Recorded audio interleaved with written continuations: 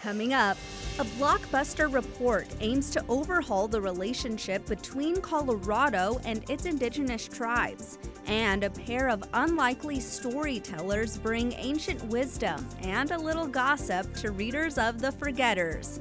Plus, the world's largest tree is facing growing climate threats. Join us for those interviews, plus headlines on the ICT Newscast. This program is made possible by the Corporation for Public Broadcasting, a private corporation funded by the American people. Support for the ICT Newscast with Aaliyah Chavez comes from the Arizona PBS studios in Phoenix at the Walter Cronkite School of Journalism and Mass Communications at Arizona State University.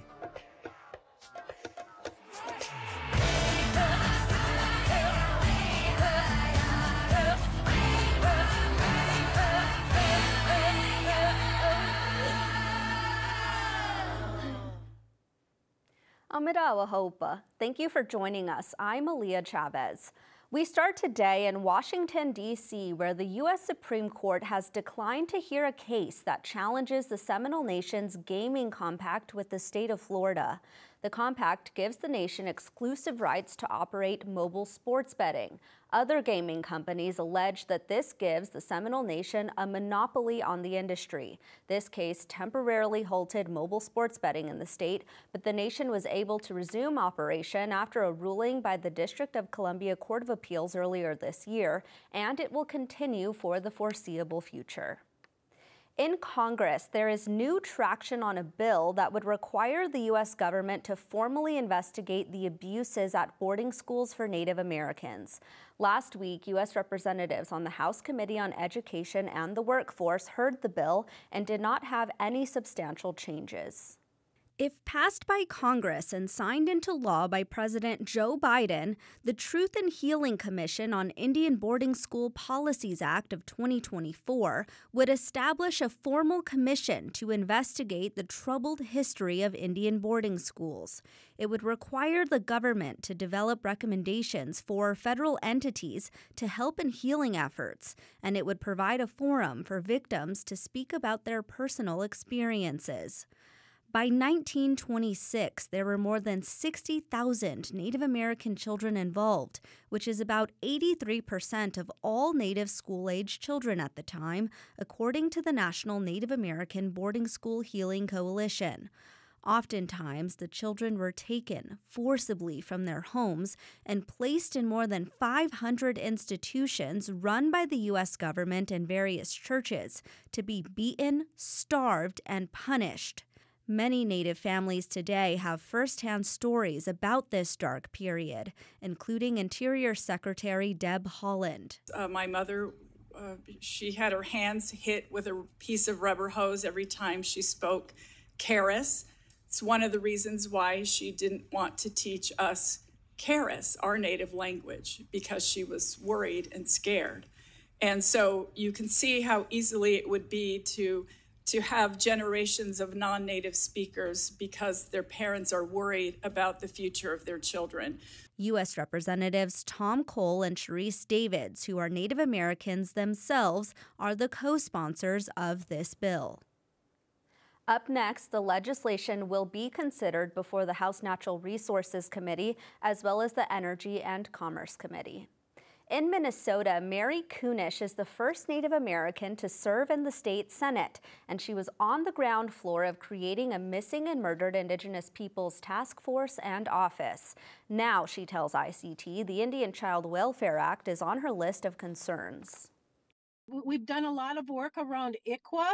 So in sort of as a result, with the Missing and Murdered Indigenous Relatives Office, one of the issues was the foster care situation and that pipeline directly to abuse, violence, mental health issues, sex trafficking. We've been able to address that through the office as well as support systems. Senator Kunish also said that law enforcement awareness is increasing as the office continues its education efforts. Well, fans around the world are now able to watch The Avengers dubbed in Lakota. The Marvel Comics film was newly released on Disney Plus late last week, with Standing Rock Sioux tribal chairwoman Janet Alkire calling it a momentous achievement and a significant step in the preservation and promotion of the Lakota language. The project was achieved with help from the Lakota Language Reclamation Project, who spoke to ICT last month. The government spent millions and billions of dollars to take our languages from us. And we want to have projects that are positively spinning out of that kind of dark times.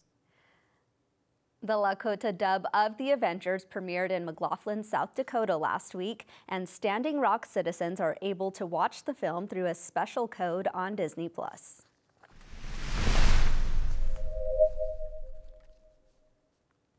We turn now to Colorado, where a new report examines the rich history of tribes in the state and the horrors visited on them by territorial, state, and federal governments. Our Stewart Huntington has more and an interview with one of the report's lead authors. The report, compiled by Colorado's Truth, Restoration, and Education Commission, identified 10 tribes with ancestral ties to the lands in the state. It identified more than 20 million acres stripped from treaty agreements and calculated that the losses incurred from all land grabs totaled more than $2 billion. Dallin Mabey helped draft the report. Well, for one thing, I think it's a very thorough review and will shine some light, some cursory light in dark places on the history of Colorado, what their relationship has been with Indigenous peoples and tribal communities there. And then secondly, where do we go from here? Once you understand the history and the education and the background behind it, what's the next step? The nearly 800-page report calls on Colorado State University to return 19,000 acres that was taken from several tribes through the Morrill Act that created land-grant universities. It also calls for the state to mandate the teaching of the history of the indigenous peoples of the state. Let's teach the real history, not this revisionist idea that somehow we were dominated and colonized and we lost the war, because it was much more complicated than that. A lot of the wealth of this country was built on the land cessations that occurred under those treaties. And so the small things that we were guaranteed, we just simply want the U.S. And to some extent the states to recognize those things and uphold those parts of the treaties. I had the chance of visiting with one of the main authors of the report, Dr. Terry Bissonnette, to talk about this interesting work that aims to completely reset the state's relationship with its Aboriginal inhabitants. Terry Bissonnette, Indigenous, Ganoje, Cunning, and Dojaba, Makwato Dem. Hello, everyone. My name is Terry Bissonnette. I am a citizen of the Bay Mills Indian Community, Ganoje, Cunning, and Anishinaabe. Dr. Bissonnette, welcome. What is the primary audience for this report? Our target audience, first and foremost, is the affected tribes. One of the first things that the commission uncovered was that there are 10 tribes that have Aboriginal title, congressional title, and treaty title to lands that are in Colorado. And these are the injured parties, those 10 tribes. And so first and foremost, they're our main audience. And then beyond that is the state of Colorado and also the U.S. government, because the history that has been uncovered, much of it has not been recognized, acknowledged, or rectified. And that is what our true goal is. Tell us, how did this all begin? This commission started with the question of why are there not any reservations on the Eastern Plains of Colorado when we know that there were a lot of Indians here, in the 1800s? That question, and then also the discovery of a proclamation from the territorial governor, John Evans, that encouraged settlers to kill Indians and compensated them to kill Indians, and also gave them permission to take all of their property. And that proclamation hadn't been rescinded until 2021. And so those two, that discovery and that question, really is what drove the commission. Tell us about your goals for education in the state. We believe that this history is Colorado's history, and every Coloradan should know and understand this history, and it is not being taught in schools. There's a very weak academic standards that, in the 4th grade and a little bit in high school, to learn about the Utes, to learn about their history, their culture, and their contributions.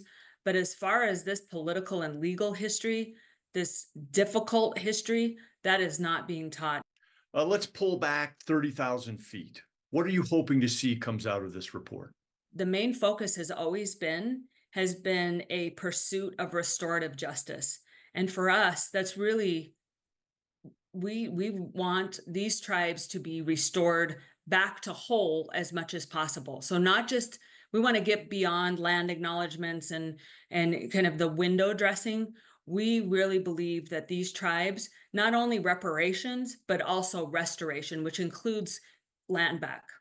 The first parcels that we know of are the 19,000 acres that CSU still owns and is still generating revenue, significant revenue off of mineral leases and things like that. So that is one of our first recommendations, is that CSU should return that 19,000 acres to the Cheyenne and Arapaho people.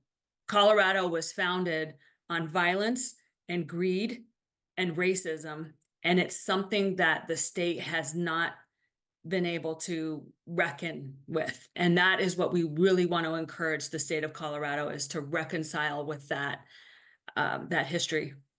Dr. Bissonnette, thanks for joining us. Yeah, for sure.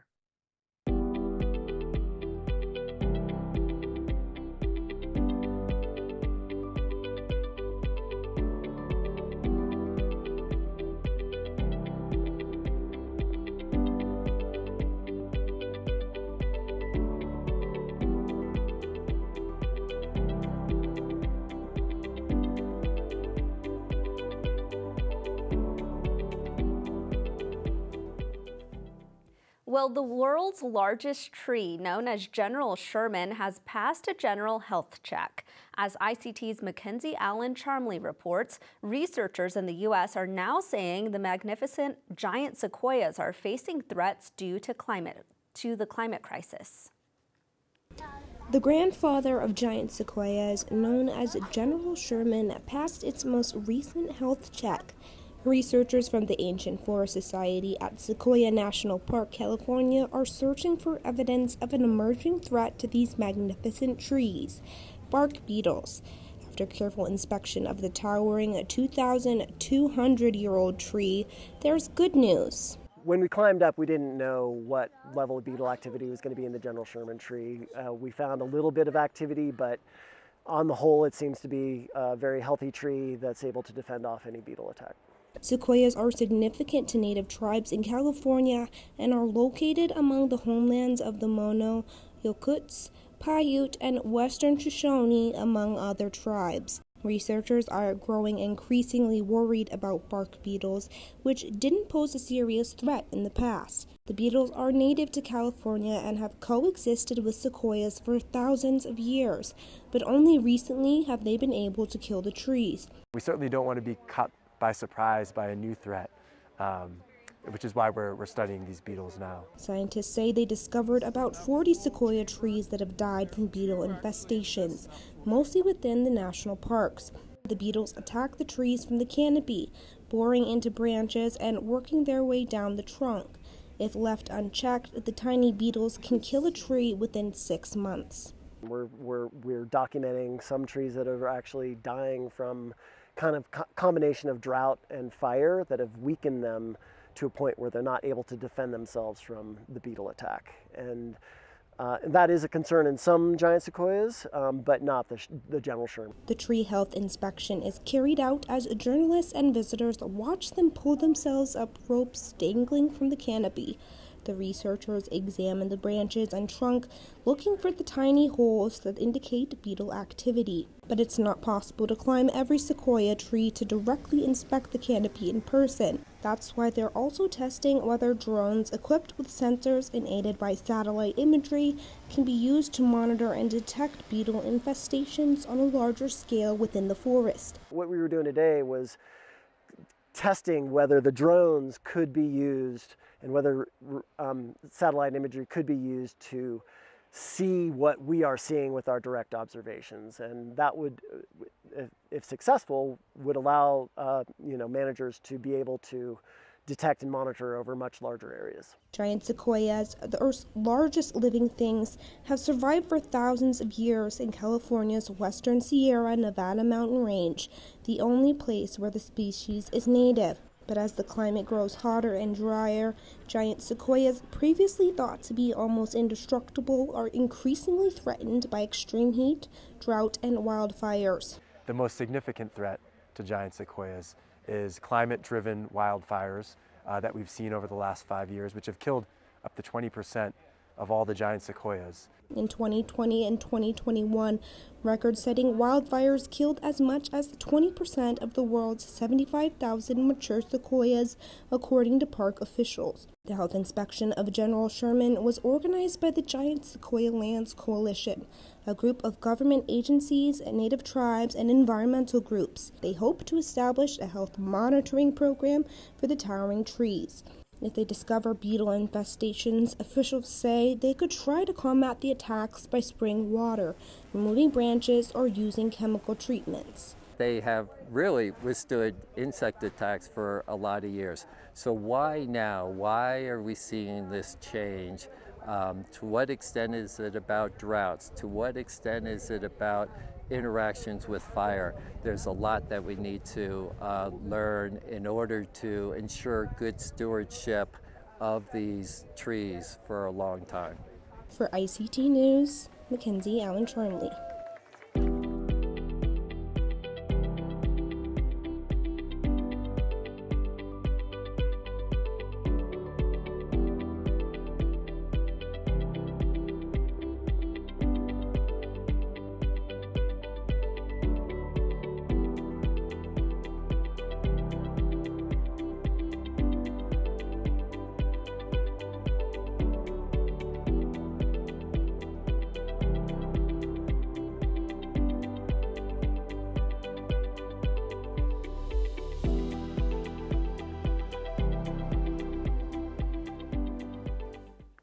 Tribes across Turtle Island pass on stories central to creation through an oral tradition.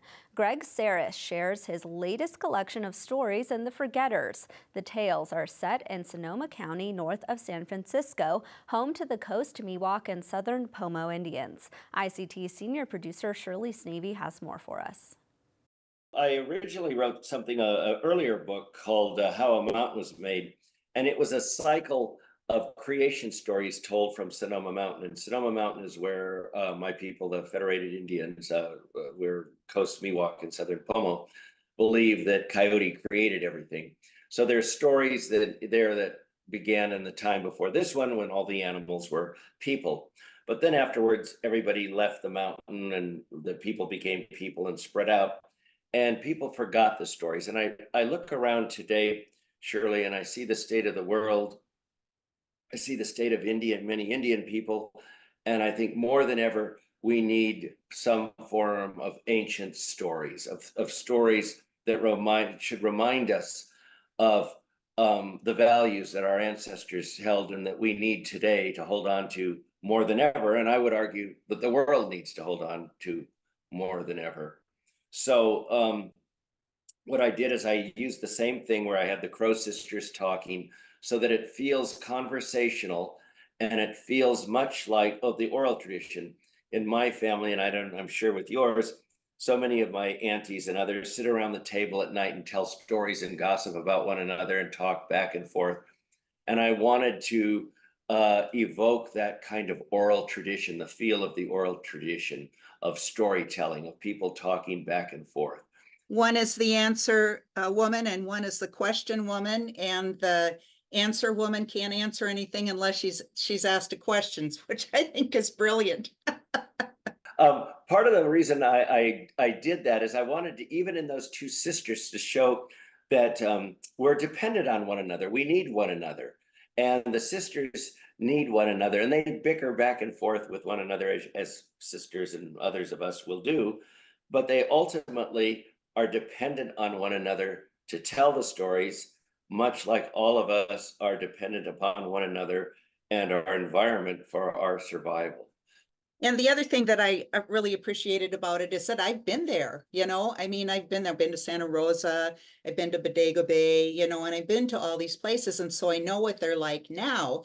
And so just to take a couple steps back in history and seeing what it was like maybe for my parents' generation. So they're not really that ancient, but they're, definitely bring the changes and stuff that your tribes have seen in that region over the last couple hundred years.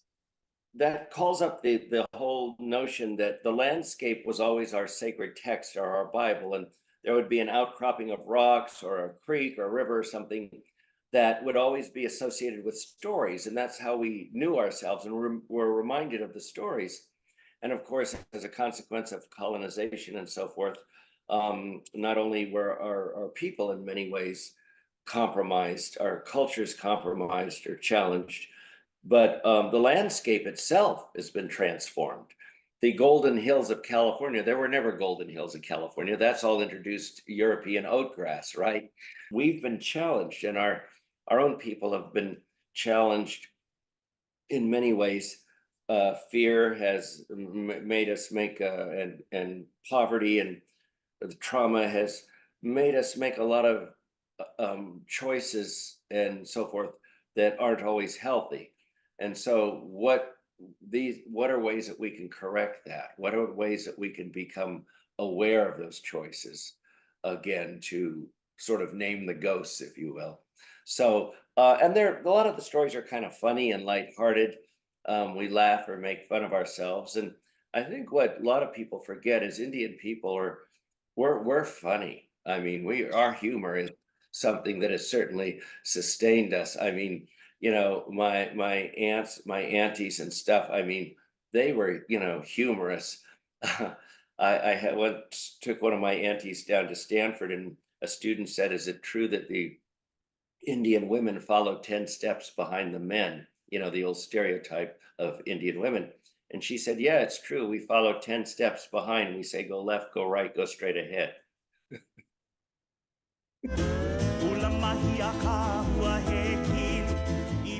A ohe pau ka ike I ka halau ho'okahi. A ohe pau ka ike I ka halau ho'okahi. All knowledge is not taught in the same school. A ohe pau ka ike I ka halau ho'okahi. All knowledge is not taught in the same school.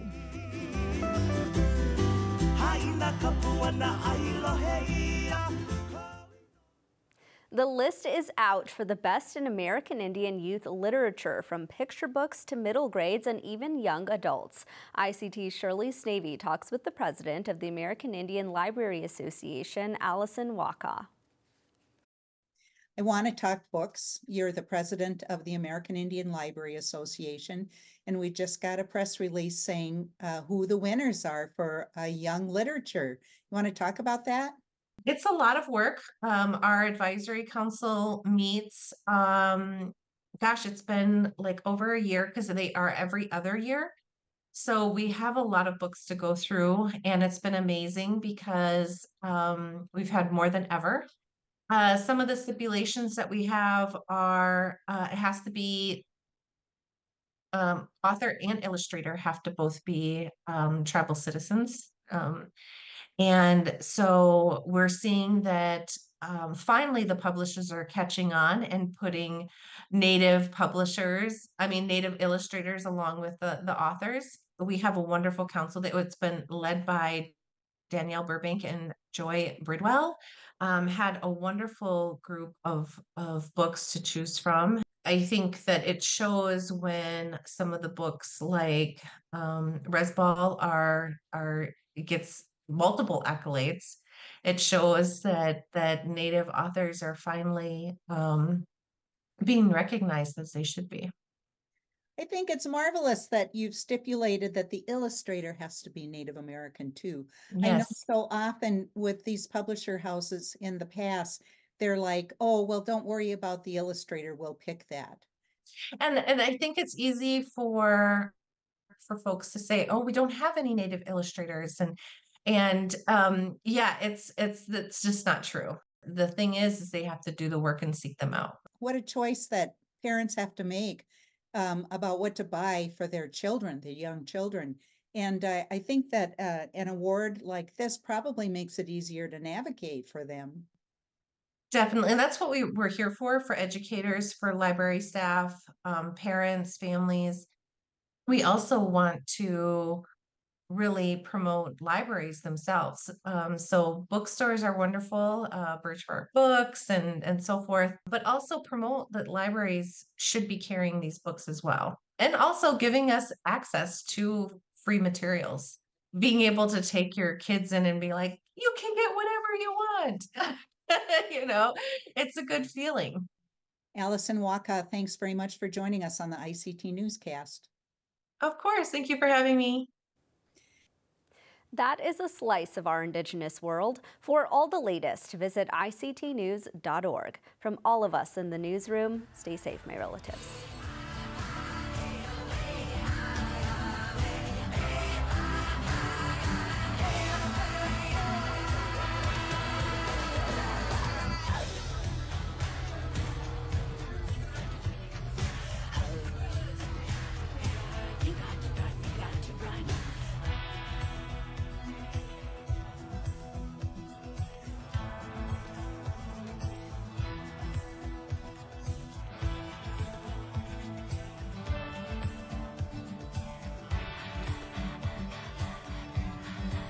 This program is made possible by the Corporation for Public Broadcasting, a private corporation funded by the American people.